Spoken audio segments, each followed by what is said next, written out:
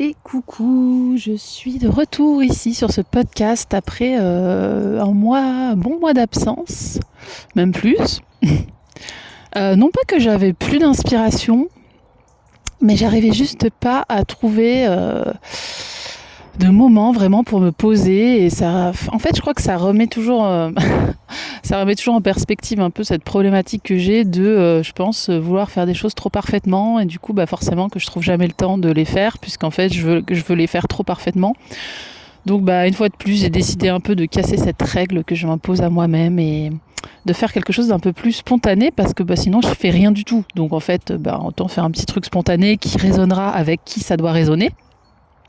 Et si tu m'écoutes encore sur ce podcast, c'est que visiblement ce que je dis et ce que je vis en fait, parce qu'en fait je ne parle que de ce que je vis ou de ce que j'ai vécu, résonne avec toi. Donc je me dis que c'est dommage de m'imposer des règles trop strictes et de m'empêcher d'exprimer ce qui me traverse.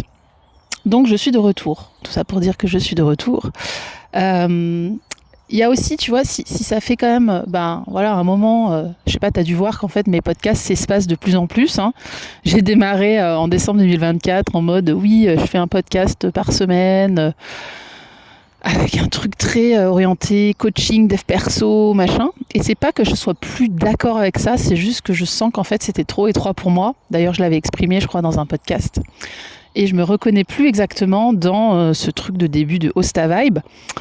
Et encore une fois, c'est pas que je suis plus d'accord avec ce que j'ai dit, sinon je les aurais enlevés, les podcasts en question.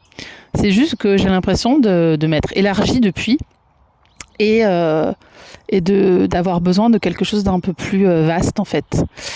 Voilà. Et en fait, oui, ce que je voulais te dire, c'est que j'ai pas mal d'interviews de prévues dans les semaines qui viennent avec des personnes qui inspirent vraiment mon cheminement. Et en fait, avec lesquelles j'ai des très belles conversations. Et à chaque fois que j'ai ces conversations, je me dis « Ah, j'aurais dû nous enregistrer !» Parce que ça pourrait inspirer tellement de personnes autour de moi. Et voilà, et du coup, je vais essayer de recréer ces moments d'échange précieux avec certaines de ces personnes avec lesquelles j'aborde vraiment les thèmes qui me sont chers. Voilà, donc j'espère que ça te plaira. Donc il y a normalement des interviews à venir. Et puis aujourd'hui je fais aussi une interview à la radio locale une fois par mois. Donc ça vient aussi en plus du podcast. Et je crois qu'aussi il y a quelque chose d'important à dire, c'est que moi, de plus j'avance dans mon cheminement, plus il y a quelque chose qui se fait jour en moi. C'est cette idée que on est dans une société de contenu. Il y a de plus en plus de contenu et tu as dû t'en rendre compte. Et puis avec l'IA générative, ça va absolument pas s'arranger. Et je crois qu'en fait, je ressens le fait que j'ai besoin, même si au départ je suis quand même ce qu'on appelle une bonne communicante, je pense, et que j'aime bien communiquer. Et mais je sens qu'en fait, aujourd'hui en 2026, on a besoin de moins de contenu et plus d'incarner en fait. Donc je m'efforce aujourd'hui d'incarner davantage ce que je raconte. Et pas seulement de communiquer, j'ai vraiment ce besoin en moi et c'est aussi ça qui fait que je crée moins de contenu. Je pense que sur mes réseaux sociaux on entend les corbeaux. Je me contente uniquement de parler de choses que je vis, de relayer des choses que font des personnes autour de moi localement qui m'inspirent, mais je crée plus vraiment de contenu. Mais parce que ça correspond à ce sentiment qu'aujourd'hui on a besoin d'incarner plus que de communiquer. Alors moi-même, je consomme encore un petit peu le contenu de certaines personnes, mais je ressens quand même que, moi en tout cas, je me sens appelée davantage à incarner qu'à créer du contenu. Et mais c'est ma vision, c'est mon prisme d'interprétation de la réalité dans laquelle on vit aujourd'hui. Maintenant, j'ai aussi cette notion de « et » qui est très chère dans mon cheminement en ce moment, c'est cette notion de t'as pas besoin de mettre des ou, c'est pas où j'incarne, où je communique, tu peux mettre un et entre les deux. Et ça, c'est vraiment quelque chose aussi qui m'aide dans les moments où j'ai des gros questionnements, où je sais pas du tout quelle voie prendre, quoi faire et tout. Je me dis, mais attends, fais les deux. Tu peux faire les deux en fait. Et parfois, souvent, la réponse, elle est là. Elle est dans le fait qu'on met des ou, là où en fait on pourrait mettre et en réalité. Voilà, et tout ça pour dire que je vais pas arrêter ce podcast. et disparaître du web là comme ça du jour au lendemain. Mais j'ai aussi besoin, moi, d'incarner dans la vraie vie sur le terrain toute cette notion, par exemple, de régénérer le vivant, se connecter au vivant, mais c'est pas que des mots pour moi. C'est des choses que je veux vraiment vivre. Et ça, ça prend du temps et ça fait que je peux pas être derrière mon ordi. En fait, en réalité, je suis de moins en moins derrière mon ordi et c'est aussi ça qui fait que je crée moins de contenu. Bon, je te partage ça, pas pour te raconter ma life, mais encore une fois pour juste parce que je pense vraiment que partager ça, ça peut résonner avec toi en fait, et que peut-être je pose des mots sur des choses que toi aussi tu ressens. Et c'est pour ça que je le dis en fait, que je l'exprime. Ça me semble important. Tu vois, il y a plein de notions là que je viens d'aborder, cette notion de parfois vouloir faire les choses trop parfaitement et du coup de ne pas les faire. Là, du coup, qu'est-ce que je fais ? Je me suis posée avec je suis là avec juste mon téléphone, mon enregistreur, le cul posé dans la forêt. Parce que je me suis dit, finalement, je vais faire ça comme ça. Parce que sinon je ne ferai rien, tout simplement. Et puis il y a cette notion de incarner davantage et plus de vraie vie et moins de contenu, qui est en train d'être de plus en plus prégnante en moi.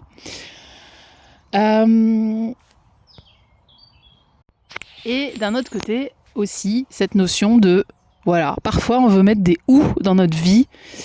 Alors qu'en fait, tu mets un et à la place du ou et d'un coup, les choses deviennent beaucoup plus fluides en fait. C'est pas ou je fais ça ou je fais ça. Peut-être qu'en fait, je peux faire les deux. Et que c'est là que se trouve mon unicité, ma valeur ajoutée en fait. Voilà. Mais du coup, je vais aussi te raconter un peu mon actu du moment, parce que ça va faire le lien avec le sujet du podcast qui est... justement cette notion de trahir les attendus systémiques au nom de valeurs plus profondes. En fait, ça c'est une phrase que j'ai entendue dans une conférence d'Aurélien Barraud, un astrophysicien et philosophe que j'aime beaucoup. J'aime sa manière de parler tout simplement.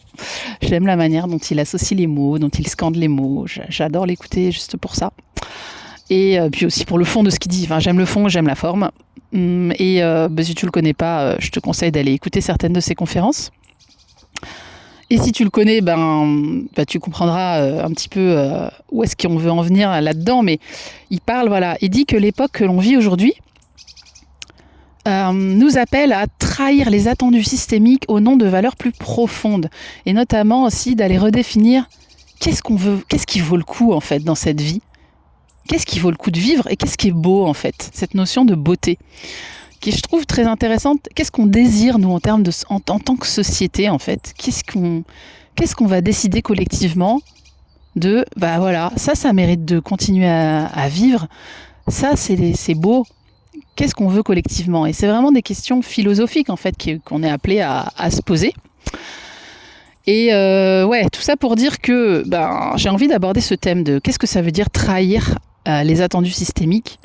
Je crois que moi, dans mon cas, tu vois, l'attendu systémique, si je regarde, vu que je me suis formée au coaching en 2023 et qu'aujourd'hui, j'ai quitté la boîte dans laquelle je travaillais mi-septembre, l'attendu systémique, ça serait que là, je monte mon business et que je fasse du coaching. Voilà. Et c'est ce que j'ai essayé de faire d'ailleurs. Je me suis même payé un accompagnement de 6 mois pour ça. Et en fait, je me rends compte que en fait, là, je ressens l'appel à continuer mon cheminement vers, je dirais, ma reconnexion au vivant, plus d'autonomie, plus de... qu'est-ce qu'on entend exactement par régénérer le vivant ? Moi qui suis ingénieur agro, ça m'appelle aussi vers des sujets en lien avec tout ça, la permaculture, l'agriculture syntropique, tous ces sujets qui sont un peu à l'avant-garde de l'agronomie quand on cherche à régénérer le vivant.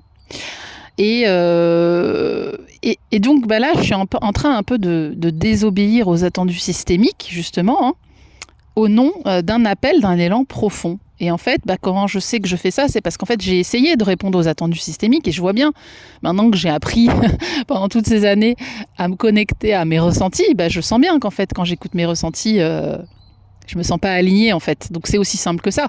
En fait, savoir si on est aligné ou pas, c'est assez facile une fois qu'on a appris à se reconnecter au ressenti de notre corps. Quand tu as mal au bide et que tu sens bien qu'il y a un truc qui est coincé, qui va pas, c'est que t'es pas aligné, voilà. Moi, tout l'objet de ce à quoi je me suis formée, de mes accompagnements, c'est d'accompagner les gens à reconnecter à ces ressentis-là.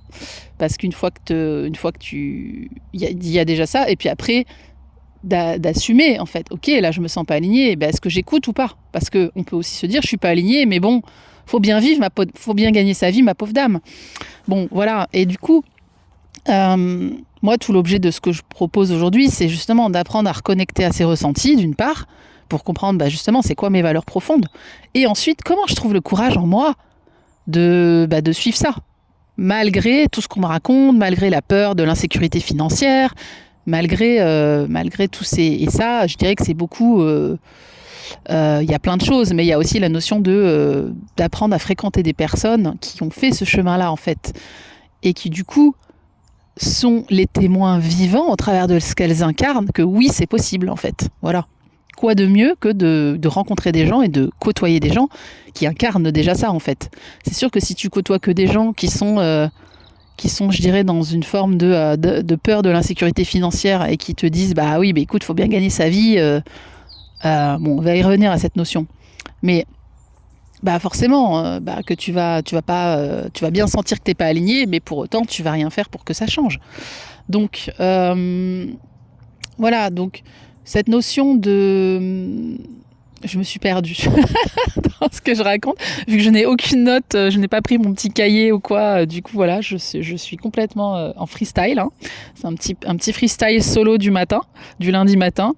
Mais voilà, encore une fois, c'est mieux que de ne pas être là du tout. Enfin, je me dis. Donc, je pense que tu me pardonneras, j'espère en tout cas. Mais je ne sais plus ce que j'étais en train de dire. Oui, si, ce que je disais, c'est que du coup, voilà, moi par exemple, je vais commencer une formation de 9 mois dans le domaine du jardin-forêt, comment créer des jardins-forêts, régénérer le vivant végétal autour de nous. Ça ne correspond pas du tout à l'attendu systémique. Alors certes, je suis ingénieur agro, donc c'est un peu dans la continuité, mais là, ce qui était attendu de moi, là, tout de suite, c'était plutôt de monter mon business de coach, en fait. Sauf que je sens que c'est pas aligné pour moi, que je veux... Voilà, je veux pas complètement arrêter l'accompagnement humain, mais je veux continuer mon cheminement et continuer à incarner ce que je prêche.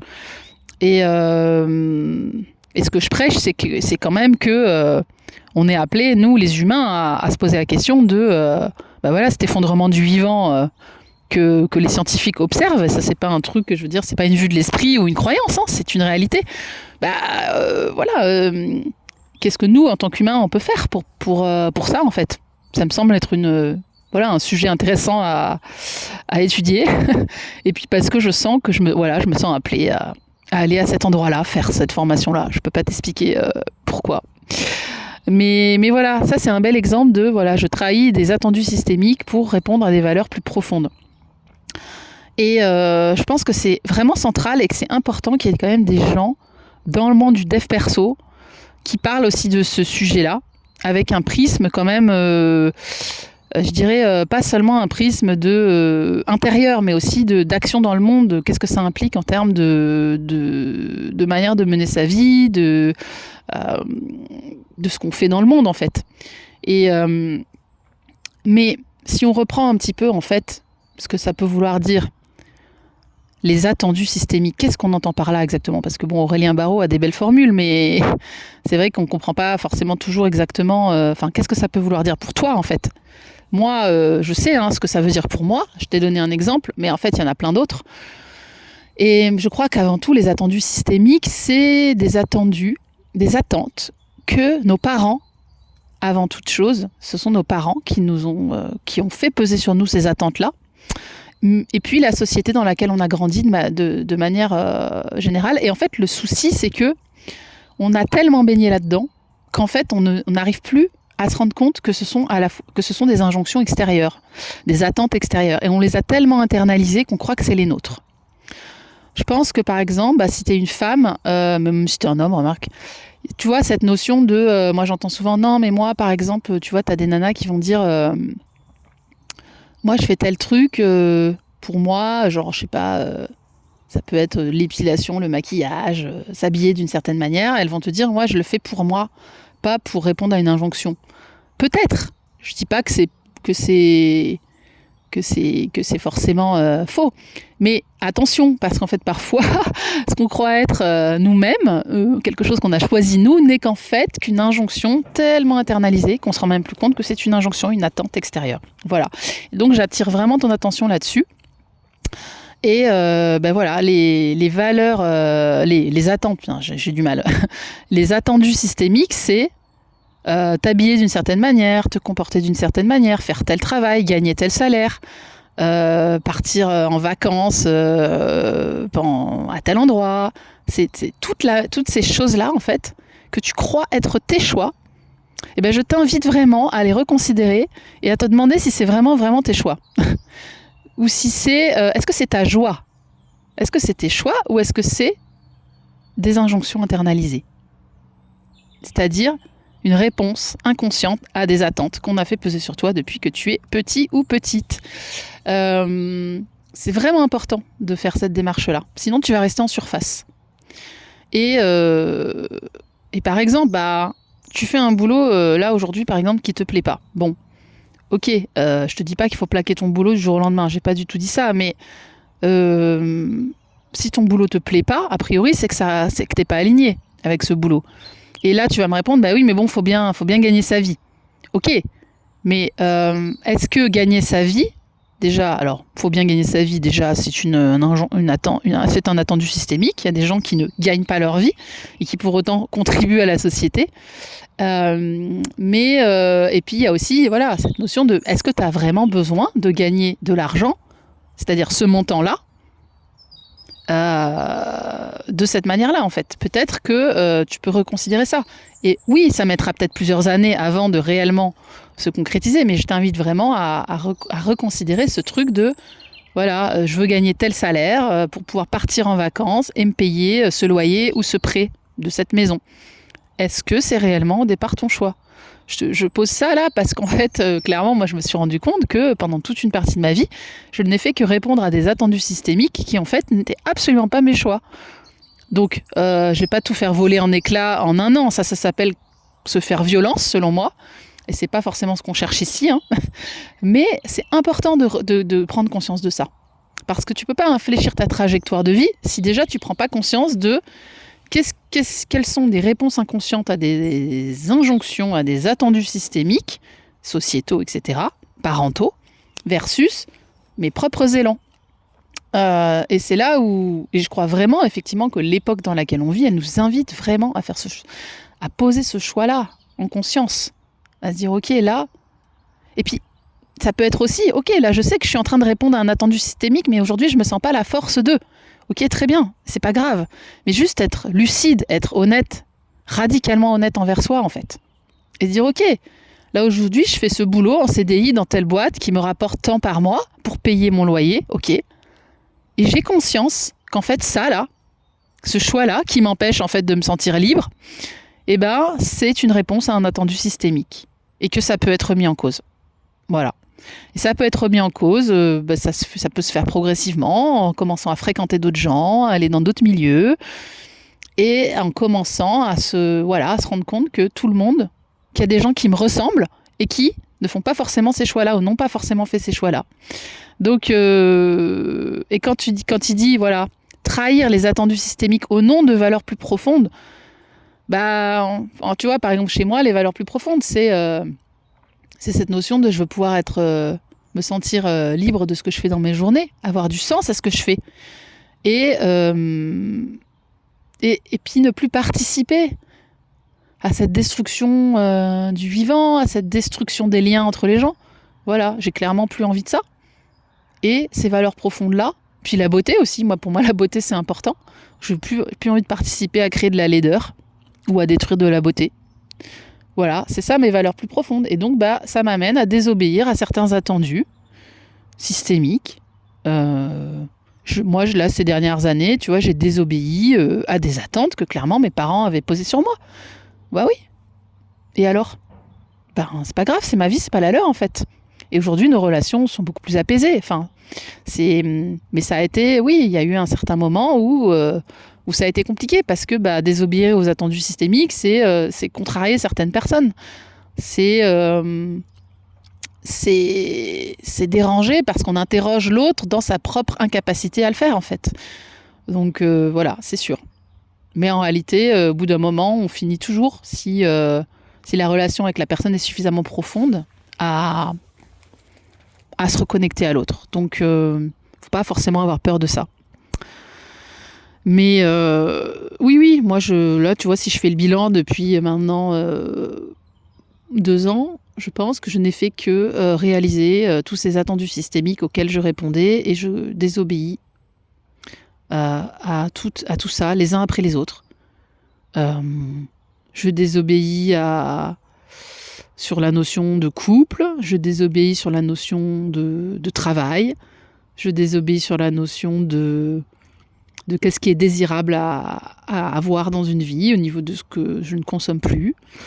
Dans ma manière d'éduquer mes enfants, dans ma manière de me lâcher la grappe sur plein de trucs. Ben ouais, je désobéis. La bonne élève en moi, là, c'est clair qu'elle est là en mode... Ouais, c'est ça, c'est désobéir en fait. Ouais. Et là, voilà, je crois que l'époque dans laquelle on vit, je rejoins ce cher Aurélien Barraud, mais je vais le dire plus avec mes mots, mais c'est... on est invité à désobéir là, vraiment. Parce que si on désobéit pas, on va crever en fait. Et on va faire crever tout le vivant avec nous. Donc voilà, je pense que il y a des moments où il faut savoir désobéir, tout simplement. Et si on le fait pas vraiment, on va droit dans le mur, quoi. Donc ouais, je m'autorise à désobéir. Et je t'invite à t'autoriser toi aussi à désobéir. Désobéir à tes parents, à ce qu'ils t'ont inculqué quand tu étais gosse. Est-ce que la société, de manière très insidieuse, t'inculque, hein, tu vois, par exemple, tu dois désirer aller à tel endroit en vacances, tu dois désirer t'acheter tel truc, tu dois désirer aller sur tel réseau social. Ben non, en fait. Je t'invite à désobéir à tout ça. Et voilà. Donc c'est un cheminement, mais je suis la preuve vivante que c'est possible. Et pourtant, je pars de très loin. Et donc l'invitation pour aujourd'hui, puisqu'on est le matin, c'est désobéis. Quels sont ces attendus systémiques auxquels tu te contrains, auxquels tu obéis et auxquels tu pourrais désobéir? Non pas pour répondre à une mode de il faut désobéir, mais parce que tu sens au fond de toi que c'est ça où tu vas crever. Voilà. Je t'invite vraiment à ça. C'est mon invitation d'aujourd'hui. Et je te garantis que ça t'amène à un niveau de connexion à toi et de liberté retrouvée qui est absolument... qui est tellement, tellement plus fort que l'inconfort que tu vas effectivement ressentir. On va pas se mentir, tu vas ressentir de l'inconfort en faisant ça. Parce que tu vas déranger un certain nombre de personnes. Mais c'est pas grave.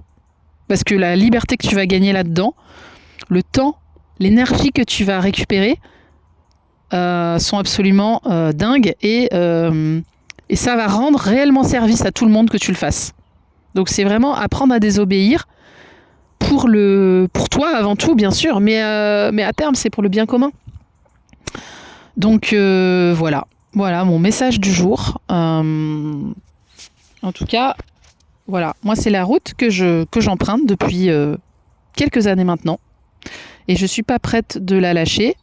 Maintenant, je pars de loin. Peut-être que toi qui m'écoutes aussi, tu pars de loin. On part tous de loin par certains côtés, par certains aspects. Il y a des domaines où ça va être plus facile que dans d'autres, en fait. Mais l'idée, c'est de re-questionner. Mais pourquoi je mange ça? Pourquoi je m'habille comme ça? Pourquoi je fais tel sport et de cette manière-là? Pourquoi tu vois, c'est vraiment des questions hyper basiques. Hein. Pourquoi je fais tel boulot? Pourquoi j'estime que je dois gagner tant par mois? Pourquoi j'habite à tel endroit? Dans tel appart ou maison? Pourquoi je fais tous ces choix du quotidien? Questionne ça. Vraiment, liste-les et pose-toi la question. Mais est-ce que c'est vraiment ton choix? Ou est-ce que c'est une réponse à une injonction internalisée? Est-ce qu'au travers de ces choix-là, c'est pas toi, c'est juste ton père, ta mère et la société tout entière qui sont en train de choisir à ta place, quoi. Moi, je sais que tu vois, ces questions, je me les suis beaucoup posées au départ aussi sur ma manière de m'habiller, ma manière de prendre soin de mon corps. Et alors, tu vois, quand on dit prendre soin de son corps, on y met plein de choses là-dedans. Mais parfois, on ne prend pas du tout soin de son corps. On est juste en train de le martyriser et en fait, de répondre à une injonction, tu vois. Mais aujourd'hui, je suis beaucoup plus au clair sur quand je m'habille de telle manière, je sais que c'est mon choix. Ça peut être un choix, voilà, de bien-être, confort, d'esthétique, d'avoir envie de se sentir propre ou autre. Mais c'est pas une réponse à une injonction. J'arrive maintenant bien à faire la distinction entre les deux. Et voilà, c'est un exemple. Hein. Donc je terminerai là-dessus. Je t'invite à trahir les attendus systémiques, à désobéir. Et voilà, si tu le fais pas pour toi, mais fais-le pour les autres. Fais-le pour tes enfants si tu as des enfants, parce que c'est le plus bel exemple que tu pourras leur donner. Vraiment, là, on arrive à une époque de l'histoire de l'humanité où, franchement, voilà, c'est le moment, là. Il n'y a plus d'excuses. Allez, je te souhaite une très belle journée. Je t'embrasse. À très vite. Mouah.